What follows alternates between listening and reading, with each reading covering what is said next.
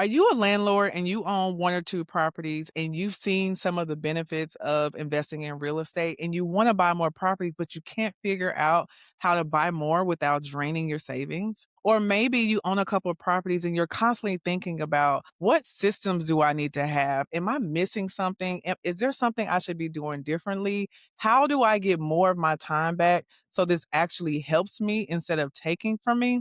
If you can relate to that, I've absolutely been there. My name is Erica Brown. I've been investing in real estate over 10 years. I run a portfolio worth over 5 million. I invest in short-term, mid-term, long-term, multifamily plus, and I help equip other landlords to learn how to create systems, learn how to buy more properties and scale without draining your energy, your time, or your pockets. Okay. And I'm hosting a webinar, the biggest roadblocks that landlords miss and how to overcome them coming up. And I want you to be there. It's absolutely free. I'm going to be breaking down the reasons why landlords are stuck at 1 or 2 properties and exactly what you need to do in order to find your next deal. All right. So go to the link below, join me. It's absolutely free, and I will meet you there. Let's talk about the one investment that changed everything for my real estate business. It wasn't another property, it wasn't a course or a mentor. It was getting in the room. I'm going to tell you exactly what happened when I finally showed up in person because that is when everything changed for me. I'm Erica Brown, host of Wealth Within Reach, and I teach people how to get their time back with real estate. Thank you so much for watching. Make sure you subscribe before we jump into the episode because I give good stuff and you don't want to miss an episode. Let's jump into it.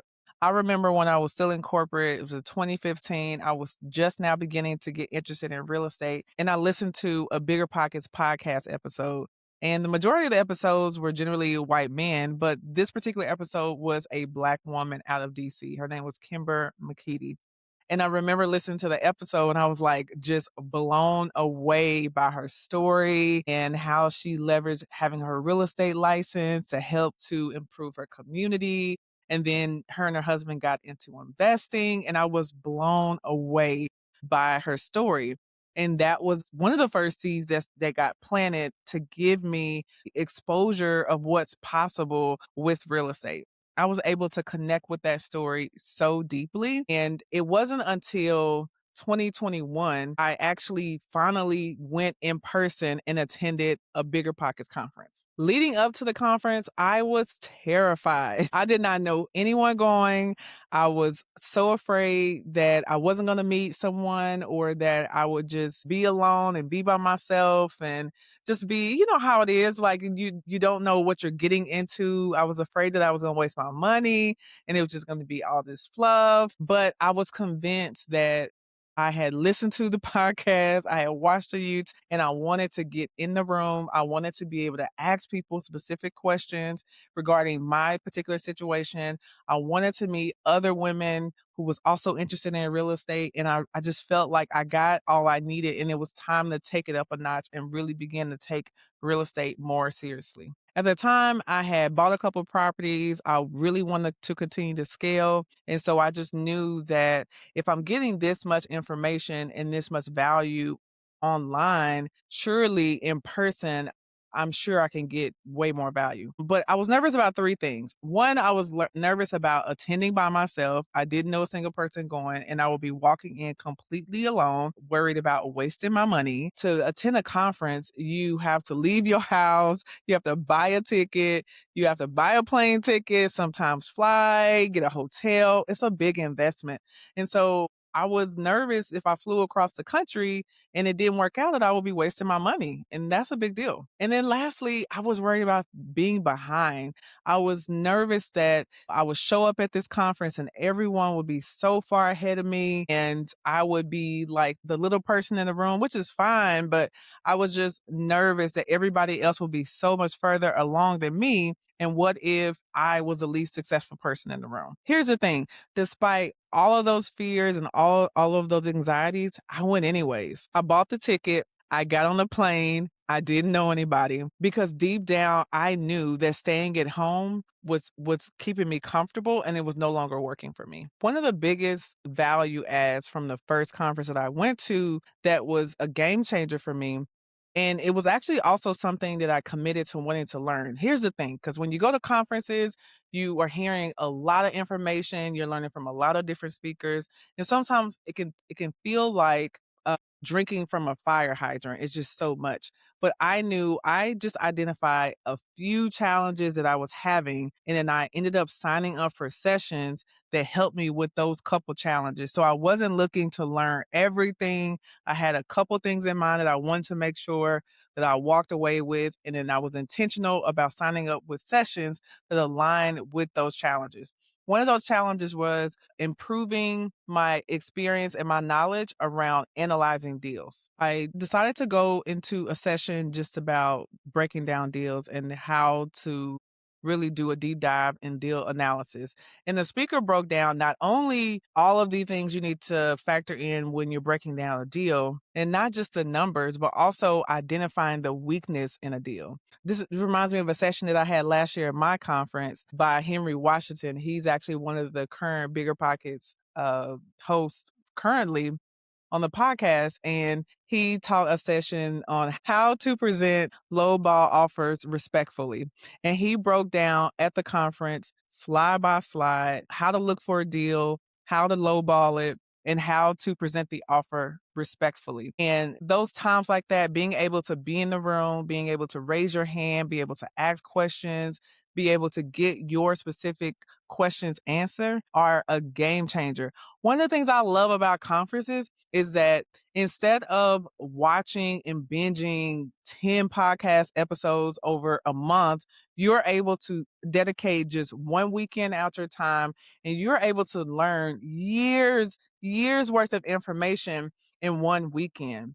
And if you're intentional about the information that you're learning, you're able to learn that information, connect with other investors who are trying to do it too. You maybe even find your business partner, you maybe find your next lender, and then be able to use that knowledge to immediately turn into action. Here's what I also love about attending conferences and why I decided to host the Owning and Living experience, because sometimes we need a reset and calibration. The beautiful thing about a conference is, at least my conference, I don't know about other conferences y'all go to, but my conference is like attending a family reunion with online training in person with your homegirl, where y'all can talk about the latest trending TV show, but you also getting money and you love Jesus. Like that is the owning and living experience all the way.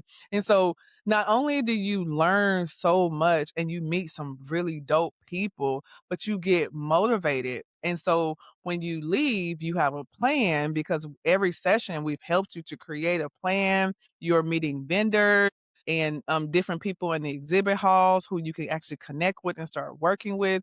So when you leave, you're just riding off that momentum. You're basically you've reset and you've recalibrated, and now you're excited and you're ready to take action.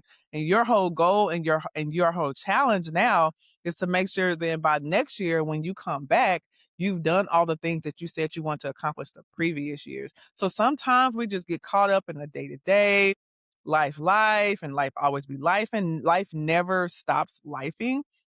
And so sometimes you need to do a reset. And that's what I love about my conference and going to other conferences, is because it gives me that reset that I need to just restart, refresh, flip things back into perspective and get back to your goals. Now, one of the best parts about attending conferences is the connection that you make with other people. I have so many people that I've met, whether it's from BiggerPockets or from other conferences that I attended, then now they are lifelong friends. I mean, we are rooting for each other on a daily basis. I have one group that, my gosh, we are like really close friends. It started out just being real estate, but now it's so much more.